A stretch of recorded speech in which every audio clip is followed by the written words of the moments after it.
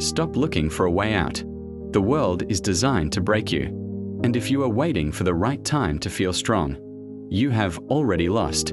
Most people collapse when their foundation shakes. You are going to learn to build on the earthquake. This is not a guide on how to hope for the best. This is a blueprint for becoming psychologically untouchable. If everything in your life fell apart tomorrow, would you be a victim? Or would you be the only one left standing? Today we stop surviving. Today we begin to thrive in the wreckage. Stop looking for someone to blame. The moment you point a finger at your boss, your ex, or the economy, you hand them your power. You are essentially saying my happiness depends on you changing. That is a death sentence for your progress. You have a choice. You can be right or you can be free. Most people choose to be right. They want the world to acknowledge their pain. They want a certificate for their suffering. But winners don't want sympathy, they want results. That's the key. Deep inside you there is an internal saboteur. It is that whispering voice that tells you that you are a product of your upbringing or a victim of your luck. It is a liar. This voice exists to keep you safe, but safety is where dreams go to rot. To kill the victim, you must adopt extreme ownership. This is a psychological state where you stop asking, "Why did this happen to me?" and start asking, "What am I going to do about it?" Listen closely. The disaster might not be your fault, but the recovery is 100% your responsibility. Fault is irrelevant, responsibility is absolute. If someone burns your house down, it's their fault. But if you sit in the ashes for 10 years crying about it, that is your responsibility. It's not about the tragedy, it's about the discipline of the comeback. Think about the high performer who loses their entire business overnight, while the amateur is busy, mourning the loss and seeking validation. For their grief, the pro is already scanning the data. They aren't asking for pity. You don't need their permission to start over. They accept the reality. They realize that crying doesn't pay the bills and anger doesn't build empires. Fault is irrelevant, responsibility is absolute. To master this, you must implement the so what filter. When life hits you, and it will, your brain will scream with emotional noise. I lost my job, so what? They betrayed me, so what? I have no money, so what?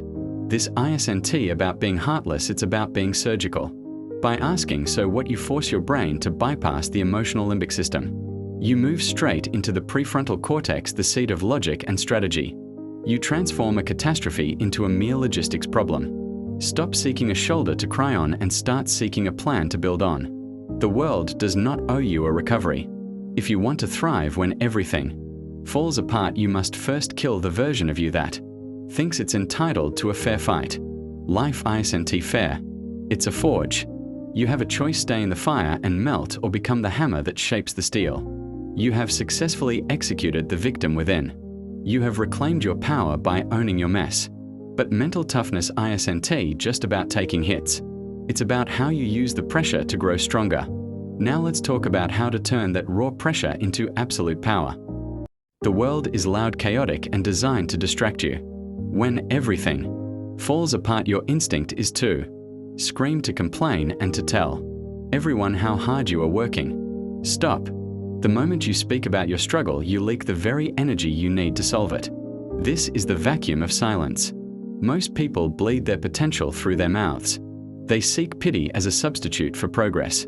You have a choice. You can have the world's sympathy or you can have the world's respect. You cannot have both. That's the key. True authority is built in the shadows. This is tactical stoicism. It is the art of internalizing the pressure until it becomes a diamond. You don't need their permission to be powerful. And you certainly don't need their validation to be right. When the storm hits, the amateur runs for cover. The master becomes the anchor. It's not about the pain, it's about the discipline of the response. Think of your mind as a forge. In a forge, heat and pressure aren't obstacles, they are requirements. Without them, the metal stays soft. Without them, you stay weak. Every crisis is an invitation to test your structural integrity.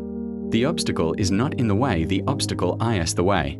To master this, you must adopt the 10-year lens. When a catastrophe strikes, your brain enters survival mode. It makes the problem feel infinite. It makes the failure feel permanent. But you must force yourself to look through the lens of a decade. 10 years from now, will this moment be a tragedy or will it be the origin? Story of your greatness. This mental framing shatters the illusion of urgency. It allows you to move with the cold, calculated precision of a predator while everyone else is panicking like prey. The obstacle is not in the way, the obstacle is the way. Stop venting. Stop posting about your hustle. Stop looking for a shoulder to lean on. Every time you complain, you are admitting that the world is stronger than you. You have a choice. You can be a victim of the pressure, or you can be the one who applies it. When you remain silent, in the face of chaos, you create a vacuum that others will fear and respect. Silence is the ultimate display of self-control. It tells the world that nothing it throws at you can shake your internal foundation. It's not about the chaos, it's about the discipline of the silence. Your life is a series of tests designed to see if you will fold. Most people fold. They fold because they think they are entitled to a smooth road. You know better. You know that the road is supposed to be broken because the broken road is where the weak are filtered out. You have mastered the victim. You have mastered the pressure. Now it is time to integrate these lessons into a final unbreakable code of conduct. The version of you that walked into this audio is dead. You no longer have the luxury of being overwhelmed. You no longer have the permission to wait for things to get easier. Ease is the enemy of the elite.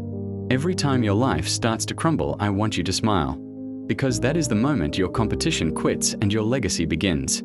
You have the tools. You have the mindset. You have the fire. Now go out into the chaos and prove that you are the one thing the world cannot break. Do not talk about it. Do not post about it. Just be it. Your new life begins the moment you stop asking for permission to be powerful. Stand up, face the wreckage, and build. The clock is ticking. What are you waiting for?